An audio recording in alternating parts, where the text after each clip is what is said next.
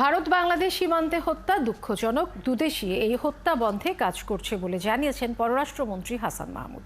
বুধবার এক সংবাদ সম্মেলনে তিনি সাংবাদিকদের বলেন, ভারতের পররাষ্ট্র সচিবের সফরে বিষয়টি নিয়ে আলোচনা হবে। এ সময় তিনি আরও বলেন, যুক্তরাষ্ট্রের সহকারী পররাষ্ট্রমন্ত্রী ডোনাল্ড লুর ঢাকা সফর রাজনৈতিক নয়। ঝুমুর বাড়ির প্রতিবেদন।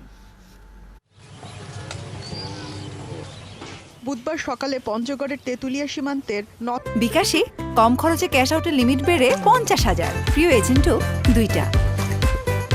চণ্ডী বিওপি সীমান্তে পিলারের ক্ষয়খাটপাড়া দরগসিং এলাকায় ভারত থেকে অবৈধভাবে গরু আনতে গেলে বিএসএফ গুলি করে ইয়াসিন আলী এবং আব্দুল জলিল নামে 2 বাংলাদেশিকে। তাদের মৃতদেহ পড়ে থাকতে দেখে এলাকার মানুষ বিজিবি ও পুলিশকে খবর দেয়। দুপুরে সংবাদ সম্মেলনে পররাষ্ট্রমন্ত্রী বলেন, 2 দেশের সীমান্তরক্ষীরাই যেন বল প্রয়োগ না করে সেজন্য বাংলাদেশ ভারতের সাথে আলোচনা চালিয়ে যাচ্ছে। গতকাল যে ঘটনা ঘটেছে সেটি অত্যন্ত দুঃখজনক।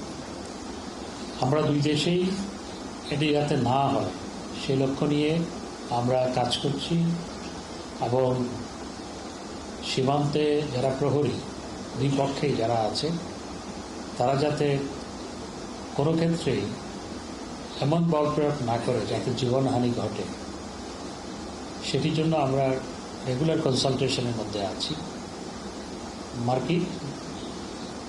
ভারতের পররাষ্ট্র সচিব আসলে পরে এই বিষয়টি আমরা আলোচনা করব। এদিকে 14 মে 2 দিনের সফরে ঢাকায় আসছেন যুক্তরাষ্ট্রের পররাষ্ট্র দফতরের দক্ষিণ ও মধ্য এশিয়া বিষয়ক সহকারী পররাষ্ট্রমন্ত্রী ডোনাল্ড লু। তবে এটি রাজনৈতিক সফর নয় বলেও জানান মন্ত্রী। মূলত আসছেন হচ্ছে রোহিঙ্গা ক্রাইসিস নিয়ে আলাপ আলোচনা করার জন্য এবং এই ক্ষেত্রে আমাদের যে সহযোগিতা সেটি নিয়ে আলাপ আলোচনা করা এবং অন্যান্য বিষয়গুলো নিশ্চয়ই আলোচনায় আসবে।